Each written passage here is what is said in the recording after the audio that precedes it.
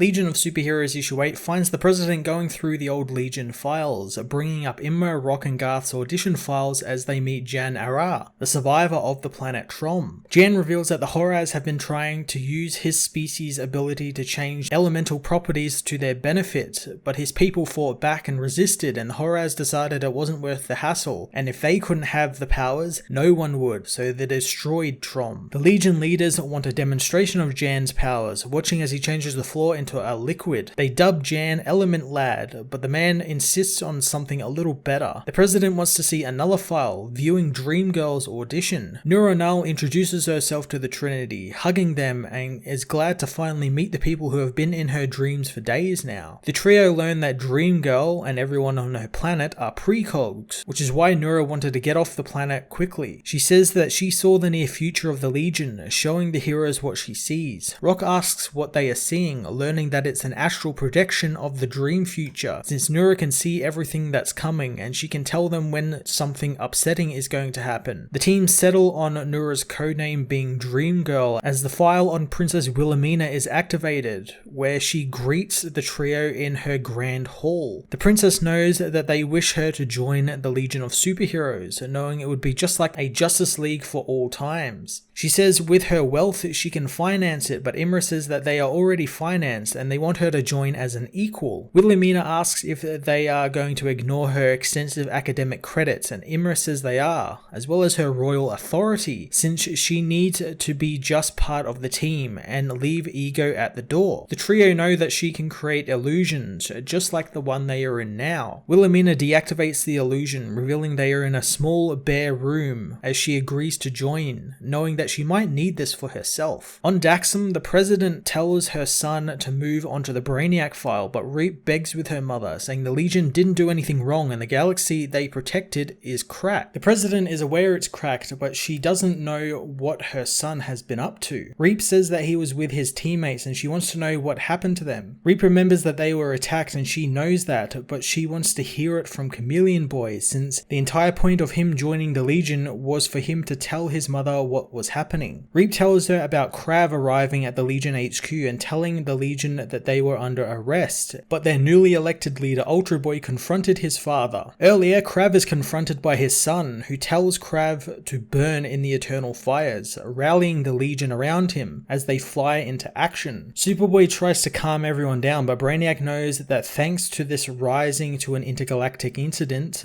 they now have to deal with it. Imra wishes his 5th level intellect could have seen this coming as Lightning Lad's sister blasts Krav, who proclaims that she will be executed for her insolence. Ayla doesn't care, blasting the general again, but he fires the energy back at her, blasting her through a wall. Wildfire attacks next as Reap tells his mother Drake is the most surprising Legionnaire, since even with the power of 2 Kryptonians and a Dryadian on the team, Drake is still more powerful. The energy being unleashes his power on Krav, but finds it does nothing against him, as one of Krav's men from the Parliament of Rimbor uses a device to negate Wildfire's abilities, sucking him into the device. Krav orders the Legionnaire to be taken to processing as Dawnstar tries to help Wildfire. Mon-El confronts Krav, but is quickly dealt with, saved from hitting a building by Superboy, who wants to know why Mon-El seemingly hates him. Block meanwhile battles one of Krav's Parliament soldiers. The being's rock skin keeping the villain's swords from killing him as he knocks her out with one headbutt. Imra reaches out to the Legion, telling them all to back off from the fight, feeling the darkness in Krav's mind, unable to breach it due to possibly some advanced psychic block. She knows he is there with some sort of plan, so the smart move is to just surrender and let the United Planets handle this. Reap knows Saturn Girl was right to try and stop this, but blood was already drawn thanks to Timberwolf, whose warrior instinct took over as he kills one of the Parliament of Rimbor soldiers, demanding Saturn Girl read his mind to see what he thinks of surrender. Colossal Boy wants someone to go and check on Mon-El, since if they can get him up, they can end this. He takes down a Rimborian ship as they fire on him. Wildfire is freed by Dawnstar, wondering where their stronger Legionnaires like Cosmic Boy are. The saddened Rock meanwhile contacts his father, telling him he's got voted out of the Legion leadership. His father doesn't understand why his son is upset since he's still on the team, but Rock says that they all hate him and he wants to come home and just train. His father tells him not to, not wanting his son to run from his first adversity, wanting him to stand up for himself. The call is interrupted by Brainiac, who tells him the team is under attack. Sucking it up, Rock heads back to the team, as Brainiac 5 meanwhile asks Computer how he couldn't see how brazen Krav would be towards them. Computer thinks that it's because Krav is a barbarian and his way of thinking is beyond that of Brainiac's. But now the being knows as the Legion, they need to be more prepared, but Computer knows it's more about willing to learn the true lessons the day provides. Soon Brainiac and Computer realize that someone on the team has died and the Legion want to do a head count, but Pharaoh Lad reminds them it's just him, since when he powers up, his vitals disappear, something Brainiac should have known. Superboy tries to reason with Krav, wanting a chance to explain what's happening, but the General calls him an abomination, not acknowledging the boy's role as a leader. With his powers activated, Pharaoh Lad hits Krav with the hardest substance in the known galaxy, knowing the trick is to not hit Cav with so much power that he can't absorb it and redeploy it. A bright green explosion engulfs Krav as the pent-up power is unleashed, finally defeating the General. Reap remembers how the Parliament of Rimbor collected their general and retreated to their planet as the President asks if the Legion will surrender now. Rose Forrest contacts her, saying they won't be, since Krav escaped, so either the United Planets needs to get him to surrender, or they need to send the Legion to arrest him. The President knows that she doesn't need to do anything, since the Legion need to listen to her, but Rose says the United Planets need to be kept on a leash. The President doesn't understand the 21st century meaning, so Rose tells her that she needs to lead the United Planets, noticing Chameleon Boy is with her and learning that Reap is the President's son. The President wants to know where Rose is from, since there is no proper galactic record of her, as Rose appears in person in the courtroom, saying that she was born 1,000 years in the past and she is still alive now, and the more this goes on, she knows she is convinced it was to get the President to do what is good and right. Reap thinks that Rose looks good for someone who is over 1,000 years old, as the President tells her that the Legion will be going to trial. Phantom Girl delivers the news to the healing Mon-El, who wonders why they are being tried since they were the ones who were attacked. But Phantom Girl says